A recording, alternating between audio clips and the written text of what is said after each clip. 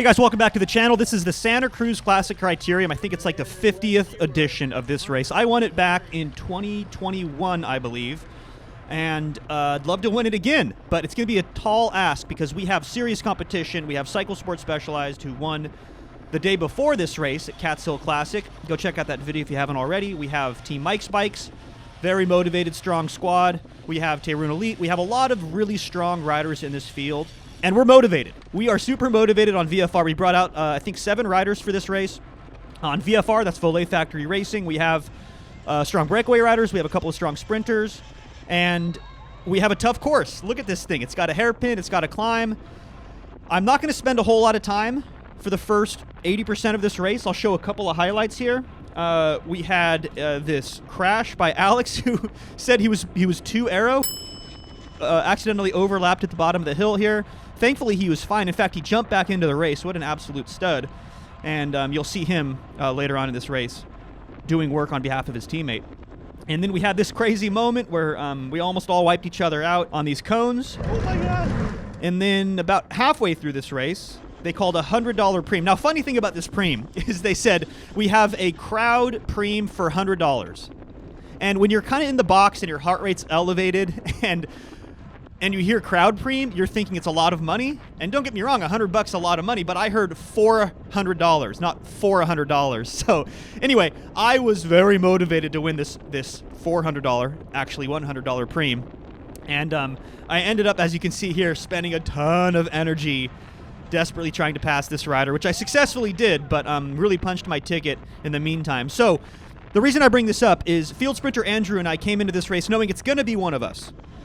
But we didn't establish who was going to be the final guy and who's going to lead that person out. Instead, we kind of left it up to see how the race unfolds. And I think that's fine. I think it's important. So, for example, this really hard effort I did mid-race, I shuffled back and I told Andrew, like, hey, it's going to be you. And that brings us into the final 4.5 laps of this race. We're jumping over to Andrew's perspective because we have him back in studio. The man, the myth, the legend. Yeah. Mr. Andrew Carr, good to have you back, buddy. Thanks, man.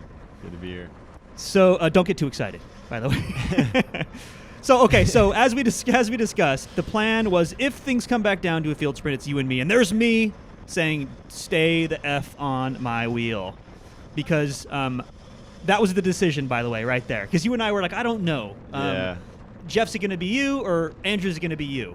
And we didn't really decide before the race, which I think is fine. Bike racing's dynamic. You just don't really know what's going to happen. And I don't think I anticipated, you certainly didn't anticipate I was going to go basically all in for a $100 preem. So that was me telling you, like, you stay on, I'm going to lead you out. But a couple laps before this, you came up next to me and you asked me a question. Yeah, I was feeling rough, certified rough. I was sitting in the very back like, wow, I can't believe I'm this washed. But so I was searching around, asking every teammate, maybe they were on a godly day. Somebody please help. No, it was you, brother. You're the saving grace should it come back to a field sprint. And we tried our best to like stack a breakaway and do all those things, but this is just such a good profile for you. You have a very powerful sprint, but you especially have a powerful sprint for like 25-30 seconds, like a little longer than the traditional 12-second all-out sprint. And going up that hill, it is just a strongman competition. And I had faith, man. Even though you came up next to me, you're like, Jeff, are you good for this sprint? And I was like, nope, it's you, brother. So I had faith. And also we did a much better job. Of course, now that I said that, you kind of lost my wheel a little bit through that hairpin. But we did a much better job of staying together and communicating. This is something very important. I talked about it when we were doing full 6-rider, 7-rider leadouts on Mike's Bikes. It's equally, if not more important, when it's just you and a bro. And that's what it is right now. It's down to you and me for the field sprint. I'm taking a drink with 3 kilometers to go. Yeah, so I was like, I had that like weird dry mouth, like after you've done a lot of really hard efforts. Yeah. Sort of thing. It wasn't because I'm trying to get like some carbs in. You know, I'm not trying to refuel right now. I'm basically just I wanted to get rid of my cotton mouth. So we're coming up the hill for there's going to be we're coming through 2 laps to go in a second. And I just want to make sure here that that we're not getting too far shuffled back. The hill is not really generally the place you want to be moving up, especially if you're on the slightly heavier side, which both you and me compared to probably the rest of the field are on the slightly heavier side.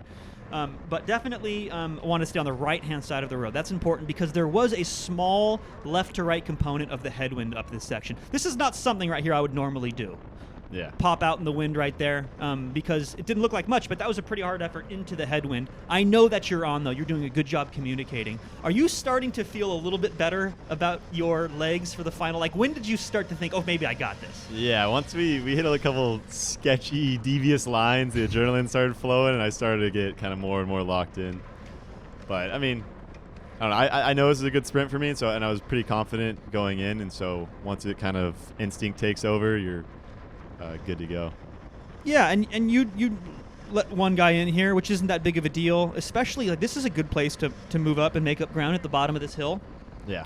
Especially on the inside, like this guy is demonstrating right here. It's usually a good place to move up.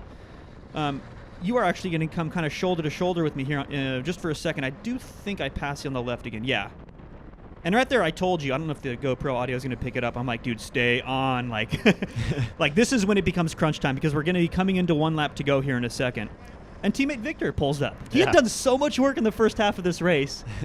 And he was offering that last bit of energy. This is teamwork at its finest. I mean, even though you're Victor in this case and you've done all this work, he still had a little bit to give and get in front and, like, asked if there's any support, anything he could do to help us. But it's kind of crunch time, and I said the hill's probably not the best place to move up, but we have to get behind the leadouts. And just like Cat's Hill, we're not in a position to try to go shoulder to shoulder with the big leadout teams. We just don't have the firepower in the last couple laps. And we know that, and it's important to be aware of that and not to try to do something you're incapable of, because the last thing I want to do is dump you off in a less than ideal position. So I'm trying to get you either at the tail end of the leadout where the sprinters are, or if I have anything left to give, sprint alongside the leadouts and get you, one extra bike length in position to sprint. And we both took a pretty good line in that final corner. This is where your race can get lost. You let Matty in because you guys are training buddies and you throw him a bone, right? Gotta give him a chance. Gotta give him a chance. But again, it's not that big of a deal. I would prefer to have seen you on my wheel, but you're going to find the perfect time to pass him on the right, I believe. I made one final check back. You can barely see it right there. But I just made sure you were still in the vicinity, and this is where you make a pass. I want to hear your feelings here, though, coming into 600 meters to go.